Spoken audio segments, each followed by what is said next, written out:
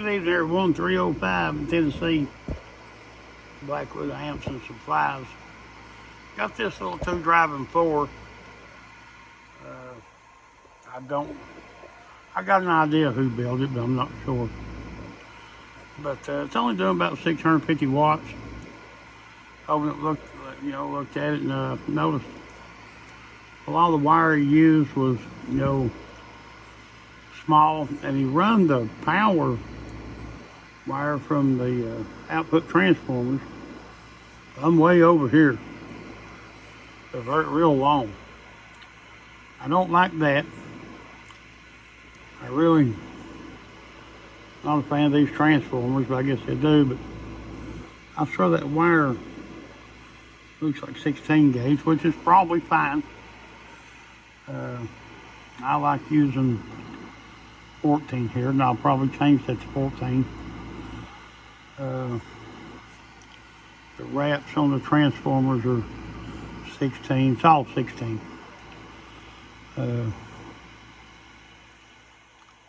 It's just not making power like it should. I'm gonna look at the tune on the input and output and see what he's got there. The relay has come loose. He didn't use the 3M double-sided tape. He used that old like paper tape. Probably gonna remove these caps. I'll probably put them back. Just rearrange them. Probably try to flip them around. Because I'm gonna put a power pad in here and shorten these feed lines for the transformers. I don't like that. They're way over. Little bitty. Look at that little bitty power pad he's got there. Oh, I just don't like that. But we're going to change that. I don't know if that's going to help the power or not. It's just going to satisfy me. I just didn't like that. Everything else sort of it looks okay. It's just not making the power that it should be making. I don't know how the 2-pill section is tuned. I'm gonna have to look at it. We're going to get into it here, and I'm sort of anxious to see if changing these power leads does anything. I don't know whether it will or not, but I don't like it. I mean, that's just, I don't know. I don't like that. Never seen anybody do that. But we're going to get that changed up. I'm going to get started, and we'll be back. All right, guys, I'm back. We got a lot of that junk out of there. Got that old power wire out. Got to clean that up. Redone the relay. It was flopping around. They had this old foam double-sided tape in there. You can see what the heat's done to it. Do not use that. Use this right here. This will dissipate the heat better, and it won't come loose. That probably come loose. This amp ain't that old. Due to heat, probably. And it's just, it's just not. It's junk. Don't use the foam double-sided tape. Use the 3M rubber double-sided tape. Alright, we got all this cleaned up, got all that junk out of there. Well, I made a power pad somewhere on my junky bench here. I gotta build a bigger bench. This is just too small. Too small. Oh, heck, I don't know what I'm done with. Ain't that something? Huh. Well, dang it. What the heck did I do with that? I don't know. Can't find it. I'll have to build another one. But anyway, Get all this cleaned up. I took some Scotch-Brite and tried to clean that up. We'll put another power pad in here, and we'll pull the power off these chokes with off these transformers. I mean, with bigger power wire, and it's a lot shorter. Man, this one here was 4 or 5 inches long. I just didn't like it. It just didn't look good to me.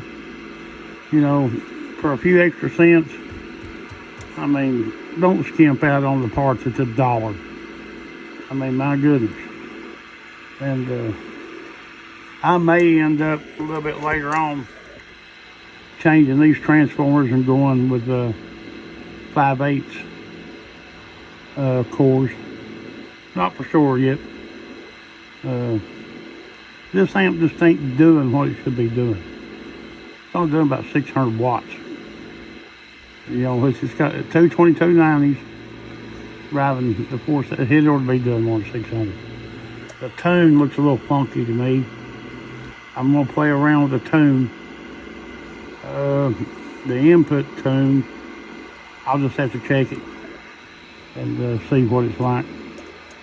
It's all about doing away with the 2-peel section and just making it a high drive, but I have a high drive, so I think I'm going to leave it as a 2-drive and 4. I've never built a 2-drive and 4, but I'm going to. A lot going on in this 2-peel section to me, because I've looked at other 2-drive and 4s, and you know, they're not got all that. I don't know if it's the way he's got it tuned, or the wraps don't even look, I mean, come on. You can make them neater than that. They're overlapping and stuff. I don't like folding them down. To me, that, you know, that needs to let the air through there a little better. A lot of people will fold them plumb down. I think it might generate a little heat. Probably not. That's just me. That's the way I think about things. You know, there's a space in between them for heat dissipation, and if you got it covered up with the micas, you know, to me that makes it get a little hotter. I like to have them stand up neat looking. Flybacks look a little goofy, but I don't like that. May end up redoing the flybacks, I don't know. We'll see after I get this done and see what happens there. All right, I'll be back. Blackwood amps and power supplies. Getting down. All right, guys, I'm back. Got a few things done. Put the power pad in. Redone the power chokes. Run 14 instead of 16. Made them a whole lot shorter. Looks a whole lot neater. I changed the power wire and ground wire. It's got fire out on it. Got to put some heat shrink. That won't, I'll put a zip tie up there. But it had old copper, not copper, aluminum power wire and ground. I put this number 6 solid copper. I get this from Danny, 123. He's got red and black. He did. I've not talked to him in a while, but that is some really good wire. Solid copper. It's about the same size as a 8. It's a little bigger. That's old cheap junk right there. But man, you can get this stuff from Danny. I don't remember how much it was, but you can see it's solid copper. And it's number 6. He has red and black. If you need that, just get a hold of him, see if he's still got it. He had a bunch of it. Unless he sold the whole roll of suspenders, you know, he had huge rolls of it. If he still got it, man, it's some really good wire for power wire. So got that changed. Redone the chokes. Looking a lot better. The relays latch down good now. He ain't going nowhere with the 3M double-sided tape. Got some 104s back on. I'm not going to put the caps back on. I don't have the room right now. Plus, I think one of them is bad. The leg coming out of it is really loose. So I just opted to leave them out because that was bad with a loose leg, and I don't have another one to do it, to put on there. Maybe later.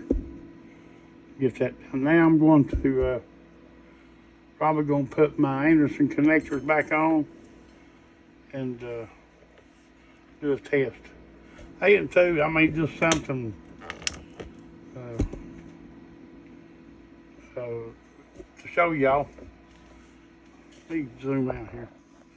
Man, I got this little blower. Actually, I got 2 now. These things are wonderful for blowing out these boxes. It's got 3 speeds. When you get in there, it's got these little dust or, where you flaked off rosin or little bitty balls of solder, you can get it out of there. Pretty cool. I got it on Amazon. They're rechargeable. I think $12. They come with all kinds of different nozzles. I always use that one. They actually got one that's got a brush on it, so you can. But man, those things are handy. And you blow your bench off too. Okay, well, I'm gonna get the Anderson connector put back on, get it plugged up. I know the wattage is done. I really don't know if I'm gonna see an increase or not. Never know. But it does look a lot neater. To me, it's not all gummed up like it was. Removed all that stuff over there. Rebuilt the choke, put the power pad down. Looking a little better. A little neater. Neater is what we want. And flybacks are aggravating me. I'm probably going to, they're just all bent all up. I don't know.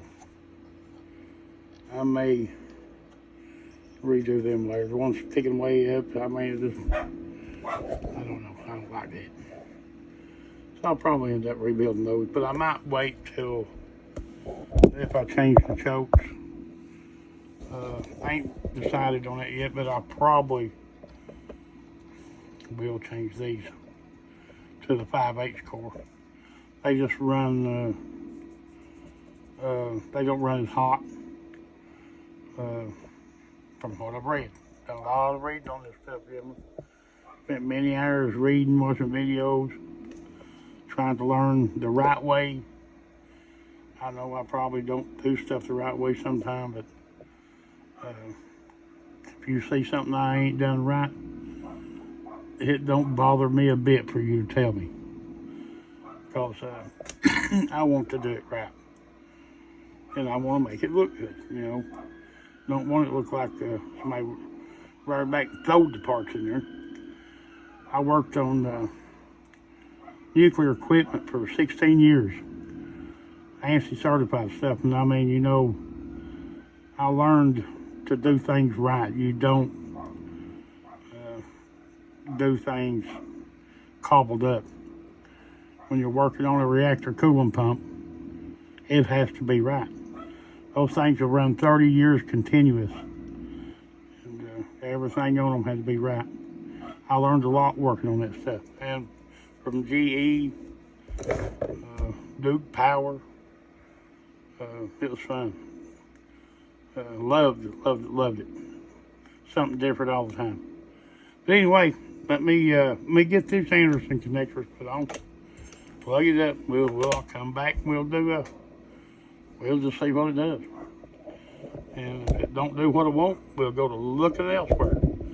But be right back. All right, I'm back. Well, from where I left off the last time, I did find some problems in the 2-pill section. The tune, I guess, was a little off. As you can see now, there's no pills in that 2-pill section. One of the pills evidently was weak. I was messing with it and popped this pill. There was something going on though. I had to put another variable in it. These resistors right here were getting really hot and burning out the variable. So I changed, put new resistors on. For you all who don't know, if you run resistors in parallel, like say these are two 100-watt resistors, but if you run them in parallel, you'll get 50 ohms instead of 100 ohms. If you run them in series, which is end to end, you'll get 200 ohms. So if you need a 50 ohm resistor and don't have it, you can take 200 ohm resistors, run them in parallel, and you'll get 50 ohms. A lot of people don't know that. But what I'm going to do, I did make it a high drive. I just went ahead and made it a high drive, and I'm getting more wattage out of this amp now is a high drive, just hitting it with a 30-watt radio that I was with the 2-pill section, hitting it with a 30-watt radio. So there was something going on in that 2-pill section. I've only got one 2290. I've got to order another set. I thought about making it a 1 driving core, but I'm gonna go back with a 2 driving core. So that is about it for now. I'm going to wrap this up. This video has been long. I get to talking too much like I'm doing now. And I had a guy ask me about the pass-through tune. He was wanting to know how to do a pass-through tune. If you're going to tune your pass-through, I have a cap here. What you do, you turn the box off, you talk to it and check your S. I hook my,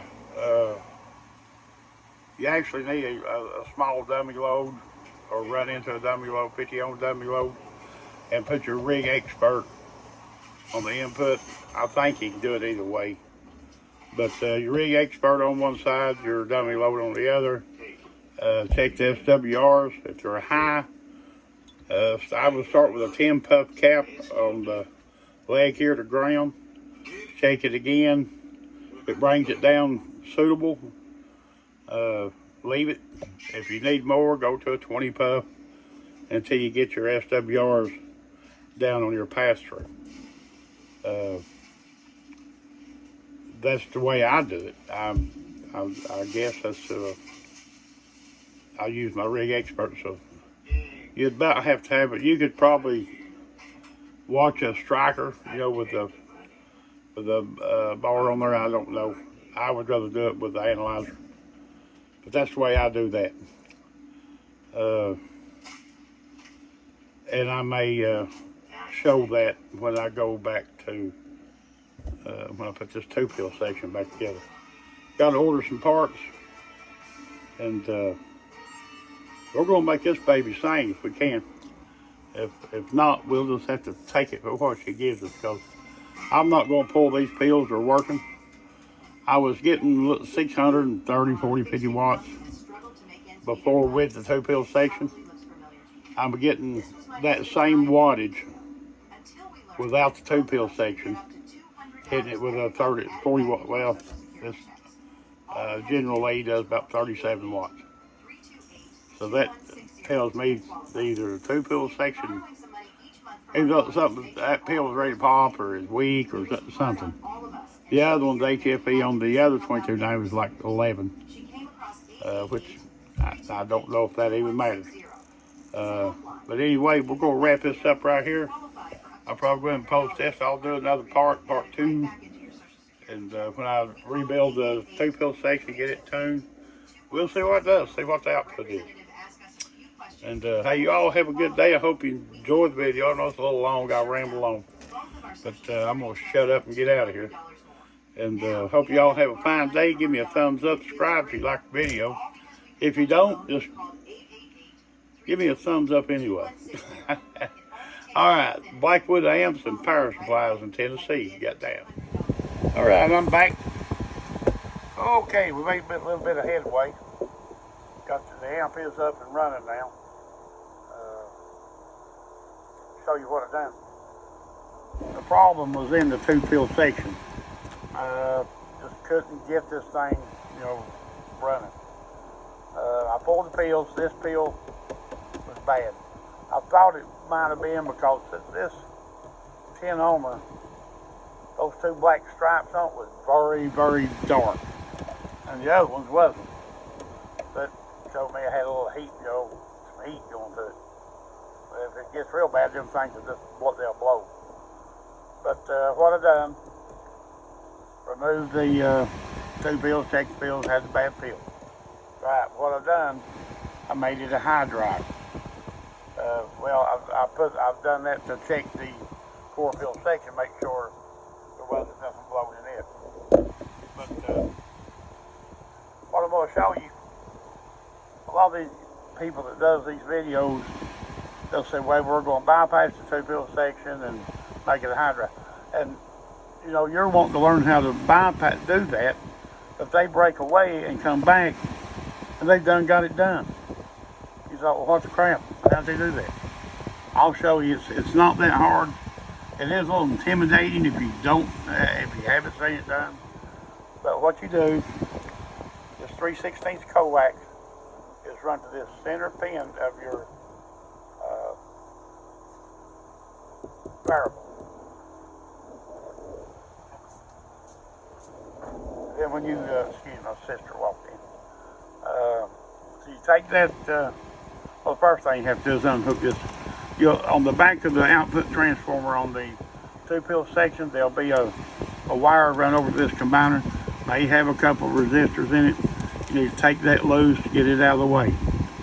That's what puts your drive into your 4-pill section. And your power wire will come to the back of this transformer, probably split off and go to your switch. But you remove that coax, you run it over here to the combiner of the 4-pill section and ground it here. It may be ground somewhere else, but ground it here, that holds everything in place. Now you might have to retune this a little bit. I did. They had a 270 pup here on the input transformer. It was too much. I dropped it to a 220. Seems to be fine. I'm waiting on a dummy load so I can do some more checking, the bypass tune and all that. But that's how you would bypass the 2-pill section. I'm leaving all this in here because I'm going to replace all the components or check them or replace them. They're bad. And you always do that. Look at that 10 ohmer. Look there. Wasn't even hooked up. If it was, that might have got hot and melted the solder. I'd say that probably could have been what happened. It got hot and turned loose. They will do that. You can melt. You get these things hot, shit'll start falling off. Cause it'll melt this solder. That's really hot though. That's what, 300 or 400 or 500 degrees. But anyway, that's how you bypass the 2-pill section. You can run this now with a high drive. And that's what I'm doing. I'm getting pretty decent numbers. What I'm going to show you here. So I'll go up to the meter. I'm only hitting this thing with 37 watts out of a general lead. You can hit it with a striker, the 80 to 100 watts. But this is what I'm getting now. That's average. That's average power. We go to peak.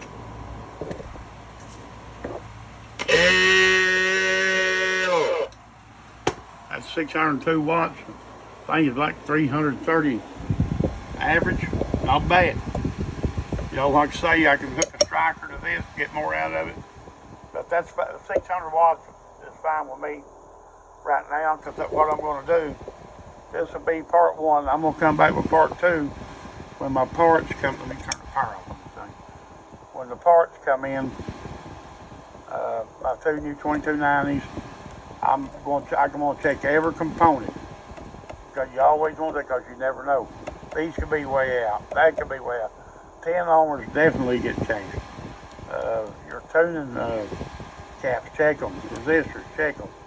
Check all that. You can have one bad cap in here that throw this whole thing just plumb crazy, out of whack. But anyway, that's what we got done so far. I'm pretty happy with the result. When I'm gonna rebuild this two-pill section. We'll see what we do. I've built straight, 4 pills. I've never built a 2 driving 4. And when we get the pills in, get them in, which I'm gonna video that for y'all.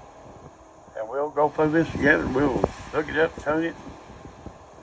It'll either go or blow. If it blows, we'll tear it apart and do it again.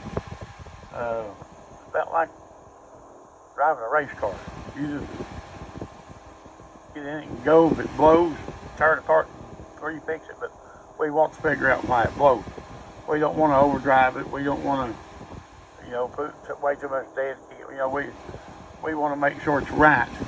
Because if you got one that's right, it's going to run. As long as you know how to drive it. But anyway, I'll shut up talking. I'll sit here and talk all day. But y'all have a good one. If you like the video, give me a thumbs up and like. And subscribe. I'm going to be putting out a video that rebuilding this two-pill section. And going with that, then I've got stuff coming to build another 2 driving 4, brand new one. And we'll do a video on that. That way, if anybody's got questions, ask the questions. I'll try to answer them. If I can't answer them, I'll get them answered. Because I don't care a bit to ask a question. And I don't care to take criticism. That helps you, makes you rethink things, and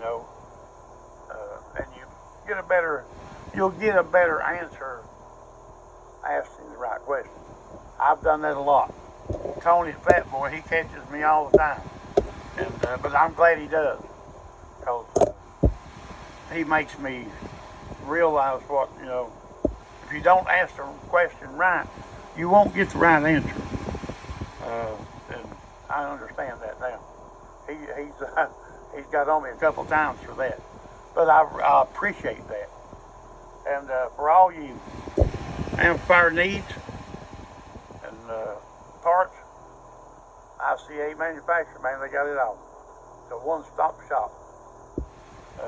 Y'all have a good evening. 305 gone. I'd like to add something to what I do that will help you tremendously.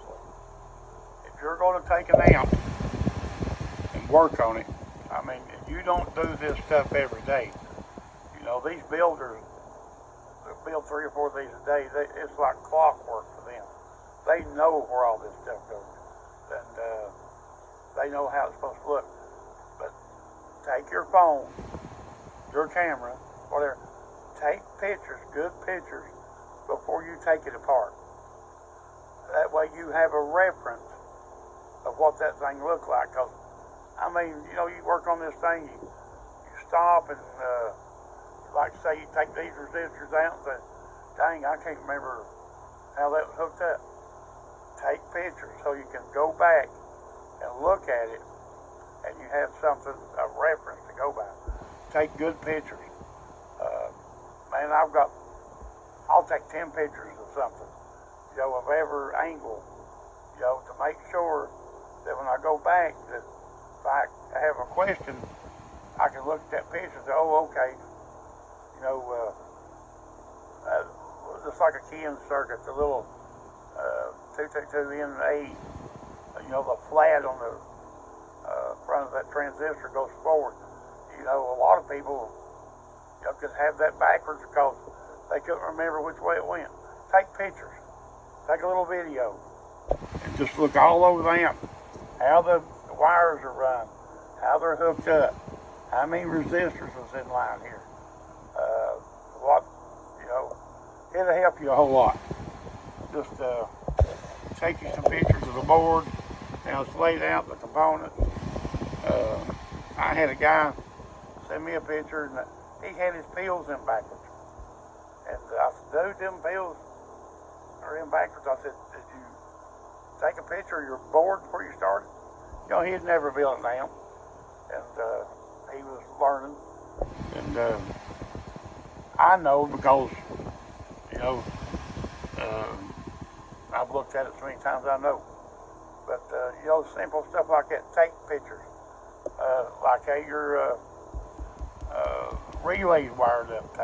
Before you take it apart, take pictures. That way you have something to go back and look at and reference it to. But I always do that. I do that on about anything I do anymore, working on a car, lawnmower, whatever. Because when you get up to my age, your memory sort of lags, you know, mine is. So a picture will help you 100%. But always do that. That way you have something to go back and look at. All right, thank you. 305 gone.